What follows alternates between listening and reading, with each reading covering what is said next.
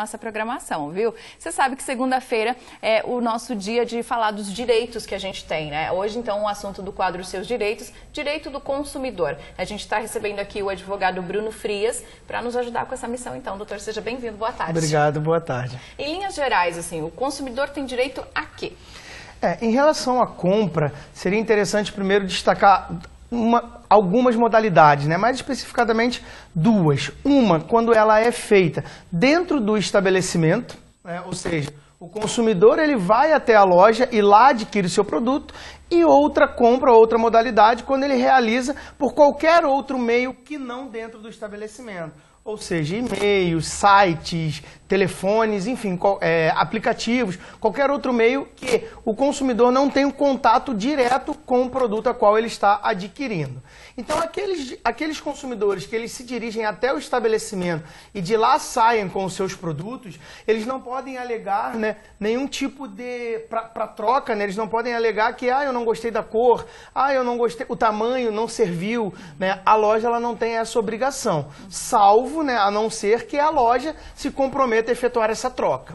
Já as compras feitas fora do estabelecimento, como por exemplo as compras feitas pela internet, o consumidor ele tem um direito de arrependimento. Ele tem um prazo de 7 dias. Mesmo que o produto não tenha nenhum tipo de defeito, mas simplesmente porque ele não gostou da cor, ele achou que fosse um tom mais escuro, ele achou que fosse um pouco maior ou um pouco menor, ele tem esse direito, né, em até 7 dias para reclamar com o fornecedor e estar fazendo a devolução do equipamento, do produto, qualquer produto, bens que ele tenha adquirido, mesmo que não tenha nenhum tipo de defeito. Já em relação aos produtos adquiridos dentro do estabelecimento, só haverá troca se realmente tiver algum tipo de defeito. Então, é outra modalidade que a gente tem que considerar, né, que é a internet. Hoje em dia é muito forte aí a comercialização. Agora, doutor, se eu fizer uma compra pela internet, eu posso ir na loja física fazer uma reclamação ou requerer algum direito? Pode sim, tá? O que acontece? Quando você vai na loja, administrativamente essas lojas, principalmente as grandes lojas de varejo, elas dizem que elas são até concorrentes. Por exemplo, você vê no site um preço, se você for na loja física, muitas vezes eles não conseguem fazer isso e eles falam, não, a internet ela concorre com a gente. Mas em se tratando de relação de consumo, como todos aproveitam-se daquela marca, o entendimento é que não importa onde você comprou, qualquer loja será responsável por estar fazendo a reclamação, a troca, ou pelo menos intermediando. E isso não só no Brasil, tá? Hoje nós temos marcas, né, mundiais. Então, se você viaja para os Estados Unidos e lá compra um celular, chega aqui no Brasil, esse celular apresenta algum tipo de defeito, as empresas brasileiras que exploram aquela marca, ela também terá a obrigação, segundo o entendimento, inclusive do STJ, de fazer a devolução, de fazer a assistência técnica. A gente está falando em produtos, né, palpáveis, mas a gente pode estender isso para serviços também, doutor? A gente está com uma telespectadora aqui, perguntando sobre isso.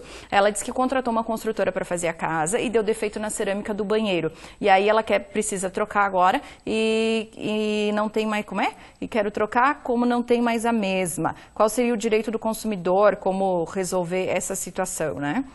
Tá, o que acontece? Quando tem algum produto, nesse caso é serviço junto com o produto, né? É o serviço da construtora, né? E o produto que a construtora ou o fabricante forneceu, que é o piso, né? Mas o que ela mais reclama é que o construtor não quer trocar. Isso, então assim, pelo serviço, né, também vai existir um prazo de garantia, né, que é 30 dias, né, para o produto não durável e 90 dias para o produto durável, ou para o serviço, né? Só que o que acontece? Esses prazos, né, varia se o vício, se o defeito ele é aparente ou se ele é oculto, né? Não dá para afirmar no caso dela, mas muito provavelmente deve ser algum vício oculto, ou a má instalação, ou uma massa, ou o produto que foi utilizado para colar o piso não foi de uma qualidade melhor, aí isso é vício oculto, ou seja, não tem como o consumidor visualizar. Na hora ali, isso, né? então o prazo seria 90 dias, 3 meses, né? A partir do momento que o consumidor toma conhecimento desse vício.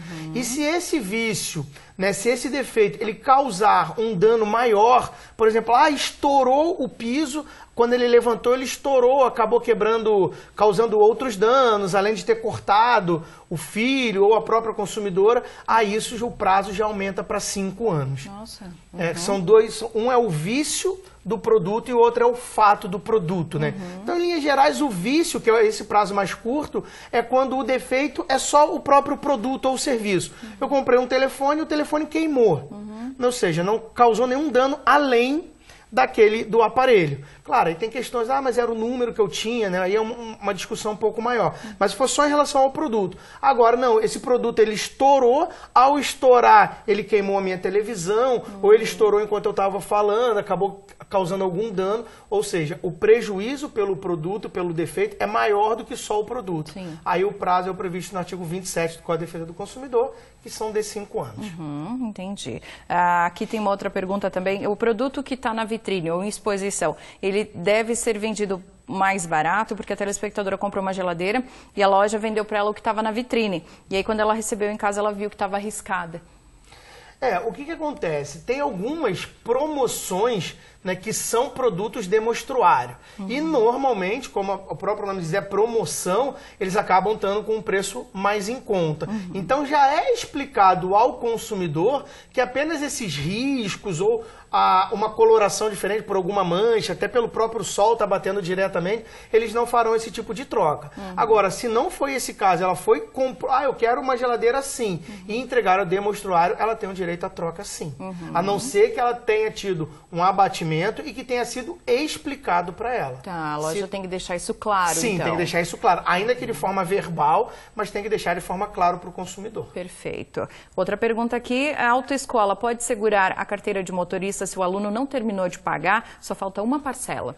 Não, ele não pode fazer isso, tá? A autoescola, ao você contratar aqueles serviços, é feito um contrato no qual, aí depende, né? 3, 4, 5, 6 vezes, depende da autoescola e do próprio consumidor. Mas uma vez ele terminando todas as provas e sendo aprovado, ele tem o direito de ter a sua CNH e a autoescola tem que tomar os meios necessários para efetuar a cobrança, mas não reter o documento.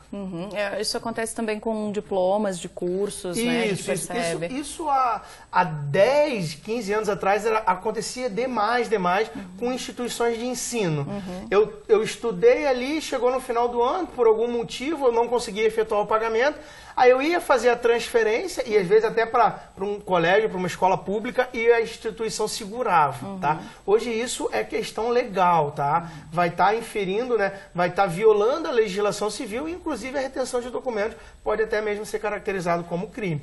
Não pode, mesmo que haja o débito, tá? Você tem direito de retirar a sua documentação e a instituição de ensino ou a autoescola, ela tem os meios necessários para poder cobrar. Ingressar com uma ação judicial, buscar algum bem para ser penhorado, mas não reter a documentação. Perfeito. Isso pode, inclusive, gerar danos morais. Tá explicado. É bem importante a gente saber desse detalhe, né? Aqui a nossa telespectadora também diz que ela tem uma loja em específico, ela já pagou, tem um comprovante, mas a loja continua cobrando ela. Ela está no Serasa, inclusive, desde 2015, e aí continua com essa situação. O que ela pode fazer, doutor? Ela pode procurar os órgãos de defesa do consumidor, né, como o PROCON, ela pode procurar um advogado de confiança dela, ou também pode estar procurando, né, os escritórios das universidades, né, que também prestam esse tipo de serviço gratuito. Claro, depende de um filtro econômico, né, como, por exemplo, o sócio jurídico da Uno-Chapecó, ele faz um filtro econômico. Se a pessoa não tem condições de arcar com as custas de um advogado, né, mediante um critério que eles têm lá, eles prestam esse tipo de serviço gratuito. Ou, o que é o mais recomendado, que ela procure o advogado de confiança dela. Porque isso é o que a gente chama de negativação indevida. Ela gera uma restrição no cadastro do consumidor, uma restrição ao crédito, sem que o consumidor tenha dado causa a isso. O documento, o boleto, né, a prestação foi paga e mesmo assim ela foi indevidamente inscrita no SPC ou Serasa ou até mesmo protesto, né? Ainda que tenha ocorrido um atraso nesse pagamento e ela foi negativada e posteriormente ele efetua o pagamento, a instituição ela também tem que retirar essa restrição cadastral, essa negativação, né, por um prazo razoável. A lei não fala qual é esse prazo razoável, mas o entendimento é que o prazo razoável seria de 30 dias. Então, mesmo, eu atrasei, tive meu nome negativado, efetuei o pagamento um mês depois. Né, a partir do momento que eu efetuo o pagamento, a instituição lá, não a instituição financeira, né, a loja, ela tem um prazo de 30 dias para estar retirando, sob pena de caracterizar dano moral. E esse dano moral não precisa comprovar, porque isso antigamente as pessoas faziam muito, né? Eu tenho que ir na loja, então, comprar alguma coisa e pedir uma declaração. Não. A mera negativação nos órgãos restritivos já causa dano moral por si só. Entendi. Não precisa, mas eu não queria comprar nada, eu fiquei sabendo, ou eu fui comprar, mas a pessoa não me deu um comprovante. Não, não precisa. Basta comprovar que a inscrição no SPC e no Serasa, inclusive o próprio PROCON hoje ele emite essas certidões, né, e comprovar que teve o pagamento. Ou, né, muitas vezes a pessoa não tem como comprovar que pagou porque ela não tem nenhuma relação jurídica. Eu tenho uma negativação de uma determinada companhia de telefonia, só que eu nunca tive contrato com essa companhia. Né? Não tem como ela comprovar porque realmente ela não teve, é o que a gente chama de prova negativa. Mas ela consegue a indenização porque caberá à companhia provar que ela deve. Entendi. Na relação de consumo acontece muitas vezes a inversão do ônus da prova. Só resumidamente, aquele que alega alguma coisa fala, eu não tenho relação jurídica, eu não tenho nenhum contrato com uma companhia de telefone. Normalmente, quem faz a alegação é que tem que provar. Só que algumas provas o consumidor não consegue fazer. E quando acontece isso, inverte. Então vai para o fornecedor de produto ou serviço provar que o consumidor não tem razão. Perfeito, olha, boa explicação aqui. A gente tem uma pergunta da Simone do bairro Jardim do Lago, né, na Grande EFAP. Ela está perguntando sobre as sacolinhas de mercado, que tem alguns mercados cobrando, se tem que fornecer ou não, enfim. A gente vai conversar sobre isso depois.